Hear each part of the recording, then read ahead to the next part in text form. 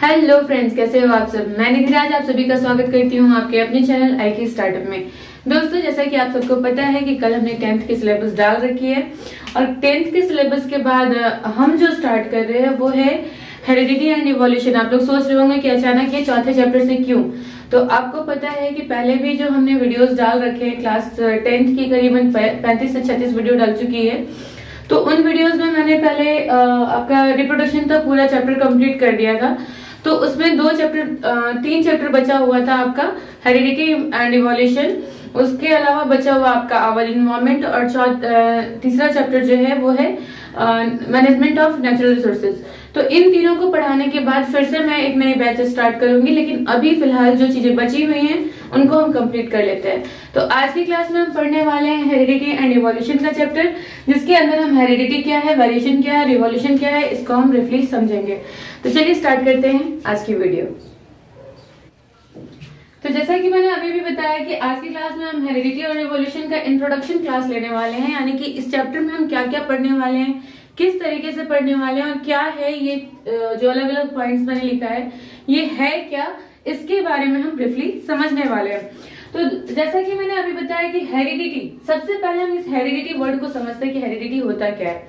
Heredity का जो Hindi word है वो है अनुवांशिकता। अनुवांशिकता यानी कि वैसा गुण जो हमें वंश टू वंश अलग अलग, मतलब एक वंश से दूसरे वंश में, एक जनरेशन से दूसरे जनरेशन में, दूसरे से तीसरे जनरेशन में जाता है। जैसे कि आपको पता है कि हम लोग क्या है, बंदर से बने हैं, है ना। हमारे पूर्वज जो थे वो क्या थे, बंदर थे। तो बंदरों के अंदर ये जो हमारे बाल हैं क्या आज से हैं? ऐसा है कि हमारे अंदर ही केवल बाल है और हमारे पूर्वजों के अंदर ये बाल नहीं था ना। तो कैसे हो रहा है ये? पुराने जमाने से बहुत सारी चीजें हैं जो एक जनरेशन से दूसरे जनरेशन, दूसरे जनरेशन से तीसरे जनरेशन में ट्रांसफर हो रही है। इन सभी चीजों को कैसे ट्रांसफर हो रही है, क्यों ट्रांसफर हो रही है, इन सभी चीजों को देखने वाले हैं हम इस क्लास में। तो ये हेरिडिटी और इवोल्यूशन को समझने से पहले हमें समझना पड़ेगा कि आखिर ये इवोल्यूशन क्या है और कैसे होता है। उसको समझने के लिए हम थोड़ा पीछे चलते हैं फ्लैशबैक में। आपको हमने रिप्रोडक्शन का चैप्टर ऑलरेडी पढ़ा रखा है, जिसके अंदर हमने देखा था कि रिप्रोडक्शन दो तरह से हो रहे थे। एक था एसेक्सुअल रिप्रोडक्शन और दूसरा था सेक्सुअल रिप्रोडक्शन। इसको हम कहते थे अलैंगिक जनन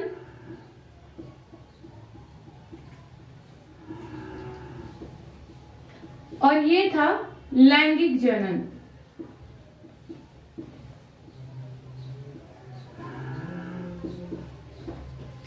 तो दो तरह के रिप्रोडक्शन थे।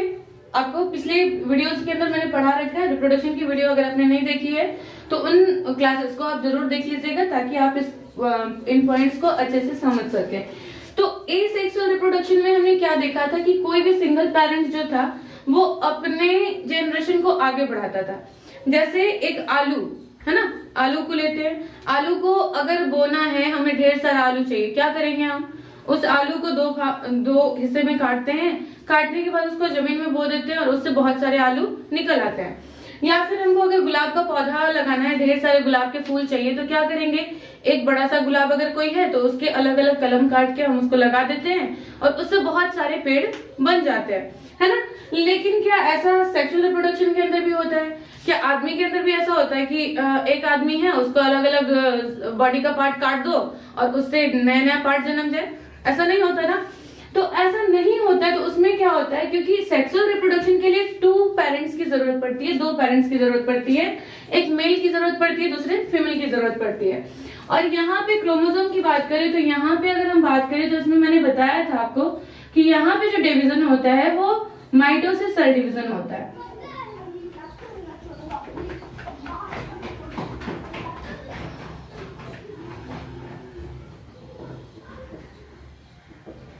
और यहाँ पे मियोसिस होता है।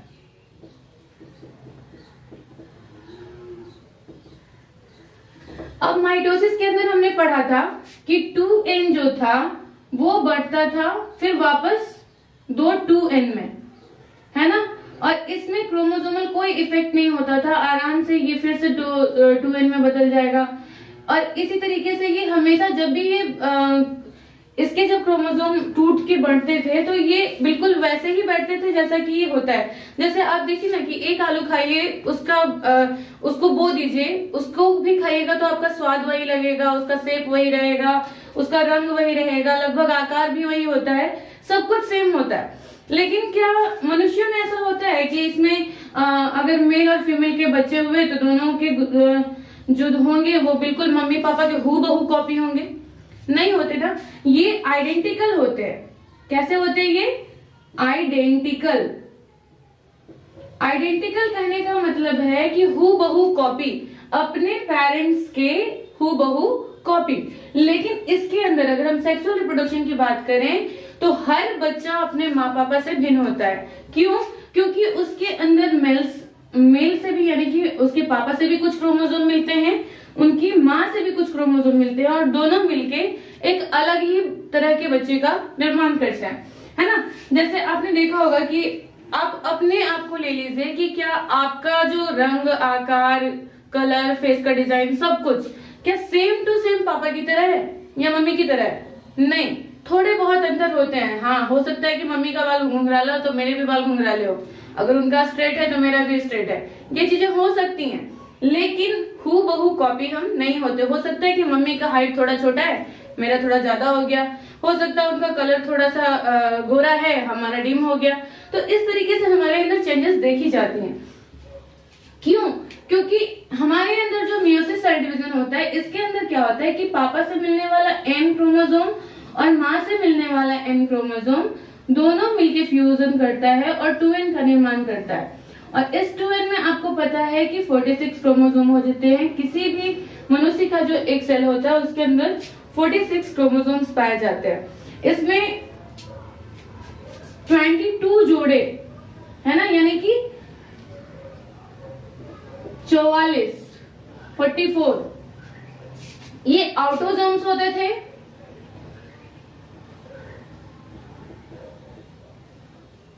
और बाकी एक जोड़ा यानी कि एक जोड़ा किसको बोलते हैं? दो को बोलते हैं।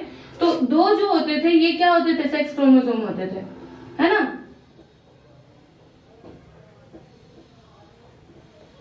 ये सारी चीजें मैंने प्रीवियस वीडियो में बता रखी हैं। तो यहाँ पे ऑटोसोम्स क्या करता है? हमारे कैरेक्टर्स को लेके आता है। माँ पापा में जो कैरेक्टर है, जैसे आपने देखा होगा, बोलते हैं चोर का बेटा हमेशा चोर ही बनता है। रीजन क्या है? क्योंकि उसके पिताजी के जो ब्लड के अंदर जो क्रोमोसोम्स हैं, उसके गुण जो उनके कैरेक्टर्स क्या है, उन्हीं ब्लड्स के अंदर है और ये कैरेक्टर्स उनके बच्चों में ट्रांसफर होता है। इसीलिए कहा जाता है कि जैसे माता पिता होंगे बच्चे पर प्रभाव भी बिल्कुल वैसा ही पड़ेगा, बिकॉज ऑफ कि क्रोमोसोम्स के ट्रांसफर के कारण ही उस बच्चे का निर्माण हो सका है। तो ये तो हो गई बातें उन पिछले क्लासेस की जहां पे हमने देखा था कि किस तरीके से ये एक जो बच्चा है एक जनरेशन से दूसरे जनरेशन में वो पैदा हो रहा है, यानी कि वो अपने जीवन की शुरुआत कर रहा है। अब हम यहाँ देखेंगे कि आखिर ये हेरिडिटी क्या होती है। अब आपने देखा, अभी जैसे मैंने बताया कि हमारे जो परदादा थे उनके भी बाल काले थे, उनके भी सर पे बाल थे, दादाजी के भी सर पे बाल थे, उनके बाल भी काले हुए, हमारे बाल भी काले हुए, आने वाले बच्चों के अंदर भी ये बाल काले ही होंगे। तो ये किस तरह का गुण है? ये हेरिडिटी है, एक अनुवांशिकता है, एक ऐसा गुण जो लगातार एक जनरेशन से दूसरे जनरेशन में क्या हो रहा है? ट्रांसफर हो रहा है। तो इसी को हेरिडिटी कहते हैं, अनुवांशिकता कहते हैं। ठीक है, यही चीज यहाँ पे मैंने इंग्लिश में उसकी परिभाषा लिखी है, हिंदी में मैंने बता दिया, समझा दिया आपको, और इंग्लिश का भी हिंदी में बिल्कुल करके बता रही हूँ आपको। Transmission of a character, transmission का मतलब होता है ट्रांसफर। ठीक है, एक जनरेशन से दूसरे जनरेशन में ट्रांसफर करना। तो transmission of a character from parent to the offspring, offspring का मतलब होता है आने वाले जो बच्चे हैं उनको हम ऑफस्प्रिंग कहते हैं। तो character from parents to offspring, माता पिता से जो गुण बच्चों के अंदर ट्रांसफर हो रहा है, गुण ट्रांसफर हो रहा है from one generation to next generation, एक पीढ़ी से दूसरी पीढ़ी में, दैट इज कॉल्ड हेरिडिटी, यानी कि उसको हम अनुवांशिकता कहते हैं। वैसे गुण जो एक पीढ़ी से दूसरी पीढ़ी में माँ से यानी कि अपने पेरेंट्स से अपने बच्चों के अंदर ट्रांसफर हो रहा है, उसे हम क्या कहते हैं? हेरिडिटी कहते हैं, अनुवांशिकता कहते हैं। क्लियर? आई थिंक ये पॉइंट आपको क्लियर हो गया होगा। जैसे मैंने अभी बाल का उदाहरण दिया, बिल्कुल उसी तरीके से बहुत सारी चीजें हैं। जैसे हमारे बाल, हमारे शरीर पे छोटे छोटे रोए पाए जाते हैं।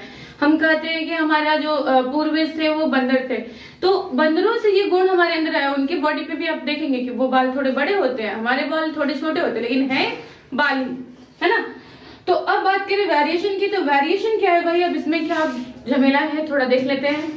तो वेरिएशन क्या है, इसको समझने के लिए क्या करते हैं, वेरिएशन का मतलब सीधा सीधा है परिवर्तन, चेंजेस। परिवर्तन यानी चेंजेस।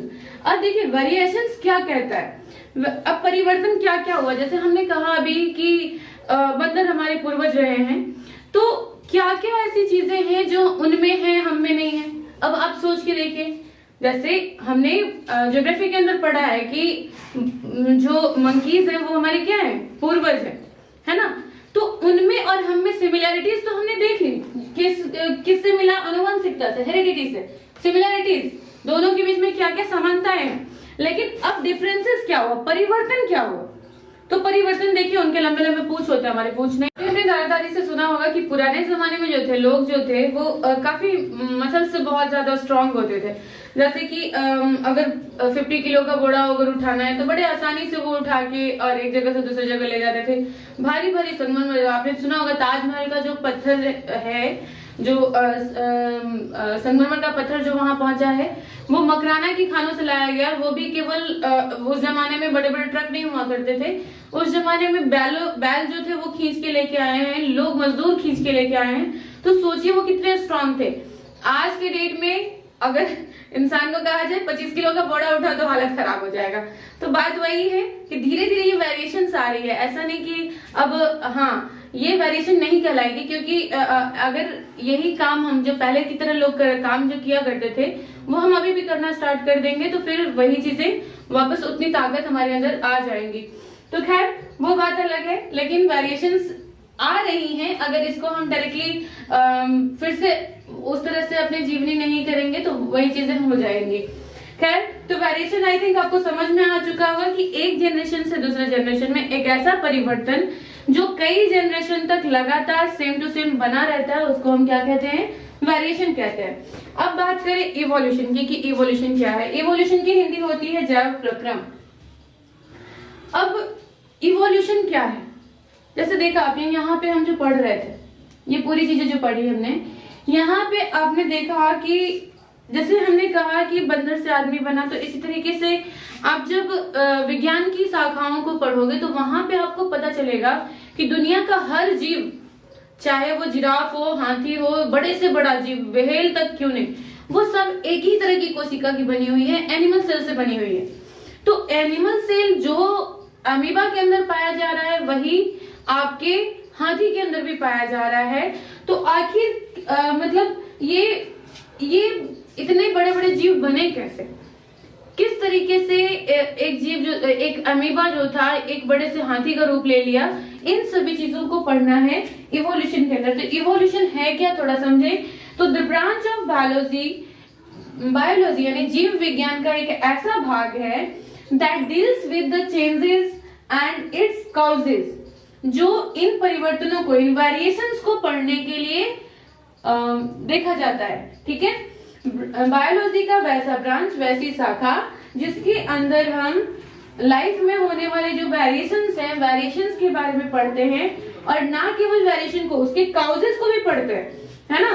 केवल वेरिएशंस यानी कि विद द चेंजेस को नहीं पढ़ते, चेंजेस के अलावा उसके काउजेस को भी पढ़ते हैं। तो इन काउजेस को भी पढ़ने वाले in the diversity of living organism, किसी एक ऑर्गेनिज्म के बारे में नहीं, पूरे ऑर्गेनिज्म के बारे में डाइवर्सिटी जो हो रही है कि जैसे बंदर से आदमी बना तो कैसे बना, है ना, क्या क्या उसमें कारण हुए, उसके क्या काउजेज हुए, इन सभी चीजों को जिस विज्ञान के अंदर हम पढ़ते हैं उसको हम क्या कहते हैं, जैव प्रक्रम कहते हैं। ओवर द पीरियड, और एक खास समय के अंदर जो परिवर्तन आए उन चीजों के अंदर और एक नए जीव का निर्माण हुआ, उसी को हम इवोल्यूशन कहते हैं, जैव प्रक्रम कहते हैं। जैसे कि हमें आपने देखा होगा कि अगर आप एक गधे को ले लीजिए, एक ऐस ले लीजिए, उसके बाद एक घोड़ा ले लीजिए, उसके बाद एक जिराफ ले लीजिए, तो आपको तीनों में कुछ ना कुछ तो सिमिलैरिटीज दिखती हैं, है ना। गधा जो होता है गधा घोड़े की तरह ही दिखता है बिल्कुल, बस खाली केवल उसकी हाइट जो होती है वो क्या होती है, छोटी होती है। फिर अगर जिराफ को लें तो उसकी हाइट और थोड़ी बड़ी हो गई, गर्दन भी लंबी हो गई। तो इस तरीके से ये क्या है, ये एक जीव से दूसरे जीव का निर्माण हुआ, एक जीव से वेरिएशंस के बाद एक नए जीव का जो निर्माण हुआ उसको हम किसके अंदर पढ़ेंगे, इवोल्यूशन के अंदर।